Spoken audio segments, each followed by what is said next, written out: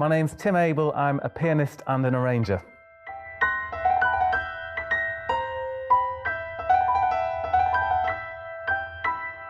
So I began having piano lessons when I was about 8 years old, and I always wanted to be a professional musician, so I was lucky enough to get a place to study at the Royal Northern College of Music in Manchester when I was 18. What my real focus was to be a classical pianist, so as I said, I went on to study the Royal Northern College of Music with a great Russian pianist, Dina Parakina. I studied there for 4 years as a solo pianist and then went on to study my postgraduate as an accompanist, actually. So I did a couple of years there and was eventually awarded a junior fellowship as an accompanist there. I worked extremely hard as an accompanist. It's a really demanding job, just hundreds of sheets of music on the piano every single day to learn violin sonatas, operas, marimba pieces, all this sort of thing.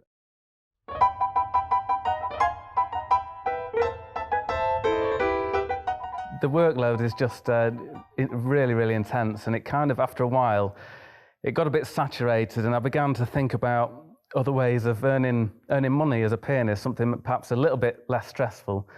And I'd always thought it would be quite fun to work on the cruise ships, you know, get to travel, get to see the world, play all sorts of styles of music. I did an audition in Canada, actually, with an agency. And they ended up putting me in the show band for the Queen Mary 2, going out of Southampton across to New York. So I did that for several years, and I actually worked my way up into being the musical director of a band on a ship. So that was another great skill set to have, to be able to conduct the shows, conducting a band, organising musicians, helping with rehearsals, scheduling things, that sort of thing. And then eventually, what I really had my eye on was to be a solo cabaret act. Yeah, they have these fly-on acts who come on for a week or so. They perform their own show in front of an audience of perhaps 1,000, 2,000 people. They have a lovely time, there's a guest status, and then they fly back home and get paid handsomely for it. So I thought, well, that's the gig for me. So I spent about a year putting together this show. Was lucky enough to get myself an agent, and yeah, about 2 or 3 years ago, that was my start of a new career, really, for me. I try and split my show into 4 different genres. Of course, classical, which is my main background, coming from music college, ragtime, boogie-woogie, and pop and rock. So those are the 4 main genres that I play in my show. I've also got to really think about the age groups and the nationalities of the people on board. So we've got a huge group, maybe 60–70% Canadians and Americans, maybe 20% Brits and Australians, and a few Europeans. So I've got to choose music that they are going to like. So the Americans are huge fans of rock and roll and jazz. The boogie-woogie and the ragtime, that sort of stuff really goes down with them. And I think of artists that I try and pick British artists because it goes with the whole storyline of me coming from England, and they think, oh, we've got this English performer here and he's going to play Coldplay and Queen and Ed Sheeran and this sort of thing. You have kids on board, so I'll do things from the movies, Harry Potter, Jurassic Parks and Disney medleys. We've also got people who still enjoy the classical music, so I'll maybe put things like Claire de Lune in, very light things, Rondo alla Turca. And then you've also got people who want something a bit more rocky, so I'll have some Journey, some Queen. So basically, you're more of an entertainer when you're doing your show, when you're on board.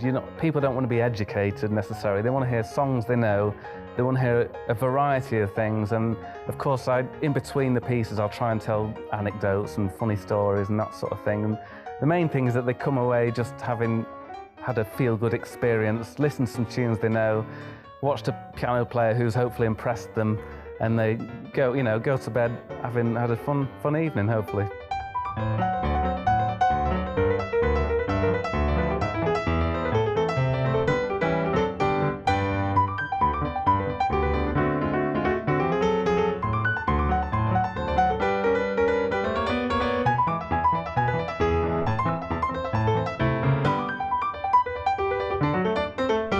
Performing on a cruise ship on a cabaret stage with a band is very different to what I was used to before playing as a classical musician. I mean, as a classical musician, you're really just yourself and a piano, and perhaps if you're accompanying someone else, it's very pure, and there's not a huge amount of things that can go wrong as long as you practice. You know your part, the audience are well behaved, there's no sort of additional setup to worry about too much. But playing on a cruise ship is very different. There's all sorts of things that can go wrong. For a start, you might be flying out somewhere like Australia. You're absolutely knackered from a long journey, and you get into your cabin. The cruise director will call you and say, well, Tim, you've got a show in 5 hours.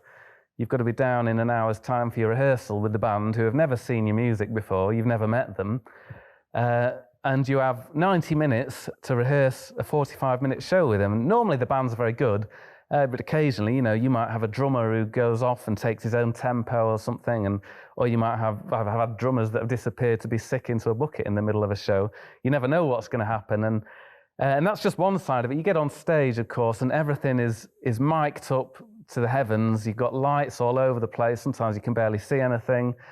You're having to play incredibly loud to play over the band. Sometimes I've got drums, guitar, bass, saxophones, trombones, everything like this. And so you're really having to work really hard to project yourself. You are mic'd up, but it's just, you're always playing full out, and I'm drenched in sweat at the end. But then you might have things that go wrong with the microphones, might cut out in the middle of things. I've had the captain give a nautical announcement in the middle of Rondo alla Turca. You've got the audience don't behave themselves. I've had fights in the audience. I've had people get up on stage trying to shake my hand in the middle of a performance, because you realise it's a free-for-all. They haven't paid specifically to come and watch you. They're on holiday, and they can walk in and out as they please. So they'll be talking and laughing sometimes at the bar in the middle of your show. Or I'll get heckled. I'll have people shouting out requests, and I say, well, I'm not a jukebox, am I? So it really is. You've got to be prepared for anything. So it's really it's on your edge of your seat sometimes. You just kind of sat there, but it's a great rewarding experience as well, and especially performing to the American audience, as they really make you feel like $1 million when you're on stage, because they'll just whoop and clap and cheer you just for saying your name. You can do anything, and they think you're God's gift.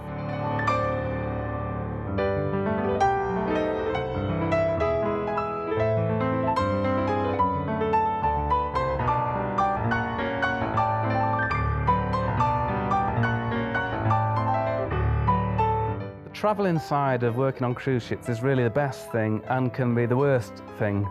Because, obviously I get to travel to these amazing destinations. I've been to Antarctica and the Amazon and Australia, the Caribbean, Alaska, all these sort of places. But you are also doing some extremely long journeys, and they can very easily go very wrong. The summer season's not so bad. Usually you're flying to Spain or Greece or Norway or something like that. But then in the winter months, most of the ships are going to be in South America, Antarctica, Australia. There's places where they've got rules that you would never have imagined. For example, I was in Japan last year, and I joined a ship, and I was supposed to join in Hiroshima, got on no problem. I was supposed to leave 5 days later in Tokyo, and I got to the gangway, I'd done my shows to fly home, and they stopped me at the gangway and they said, oh, you're not allowed to leave the ship. And I said, why not? And they said, because there's a rule called the cabotage law, which says you can't join a ship in Japan and leave a ship in Japan unless you've been to a different country in between. And of course, I hadn't been anywhere other than Japanese ports, so I had to stay on for an extra 10 days until the ship reached Busan in South Korea, until I was allowed to fly back home. And by that time, I'd missed several other gigs.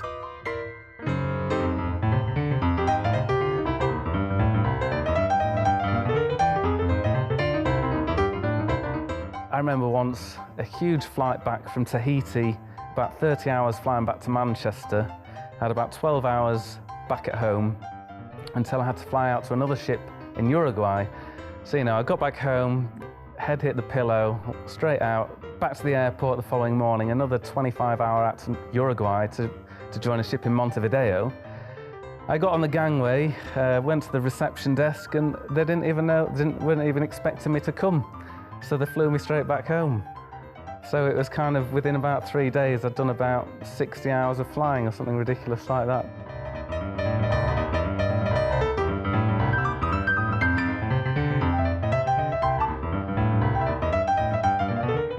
But probably the best story I've got actually was when I had to fly out to a tiny island called Murray in New Caledonia, which is just kind of northeast of Australia.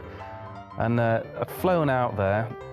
I flew via the main island of New Caledonia, and I got on this tiny little jet, and I was speaking to a French doctor who was flying out there, and he said to me, what are you doing out here? And I said, oh, I'm joining a cruise ship in the morning. And he says, oh, well, where are you staying? And I said, oh, I booked just like this little villa online. And he said, all right, well, how are you going to get there? I said, I don't know, I'll just get a taxi or something. And he said, well, there aren't any taxis. I was really? He said, no, there's no taxis on here. There's no public transport or anything like that. So anyway, I got to this island, and it was this kind of tiny tribal place that I really hadn't researched and didn't know anything about. And luckily, this French doctor helped me out. He found one of the locals to drive me to this place that I'd booked online. And I arrived there, and they showed me to my accommodation. It was kind of like a teepee with a mattress on the floor and one light bulb. And I said, oh, they said, how are you going to pay for it? And I said, well, I've got my credit card. And they said, we don't accept credit card. And I said, well, where's the nearest ATM then? And he said, well, it's 8 miles away. And no one was offering me a lift. So I ended up having to walk 8 miles in about 35 degrees heat to get some cash out. And I didn't fancy walking back. So luckily I managed to hitch a lift back in a pig van with like sharing the back of a van with 2 pigs. And so I managed to get back with cash in hand, and I paid for the accommodation, and they said, oh, that's great. Well, would you like to eat dinner with us this evening? And I said, yeah, I'd love to. You know, I've got nothing else to eat, so okay. And there's nowhere else to go, no restaurants. So they said, oh, we'll give you a call at 7:30. So I was waiting in my teepee, just sat with nothing to do. And 7:30 came, and nothing was happening. I came out, and there was a group of lads just kind of sat drinking beer and strumming a guitar, you know, on the street outside. So I went up and joined them. They're very friendly, and they said, oh, come and join us, have a sing-song with us, you know. So I sat down, they gave me a beer, and, you know, we were singing these old French songs. And I said eventually, oh, I'm a bit hungry, you know. What's for dinner, you know? When are we having dinner? And one of the guys said, oh, you're hungry, are you? Oh, all right, okay. And he disappeared into the distance, and he came back a few minutes later with a shotgun. And he shot something out of a tree and took it off to the kitchen and put it in the pot. And I said, oh, what's that? And he said, oh, you'll see later. And he called me about 10, 15 minutes later. He said, oh, dinner's ready. And he'd cooked a big fruit bat that he'd shot out of a tree and cooked it with rice and pineapple. And so that was my first experience of eating on the island of Murray in New Caledonia. So yeah, experiences like that have really, you know, entertained me over the last few years. I just really feel like I've lived quite an interesting life.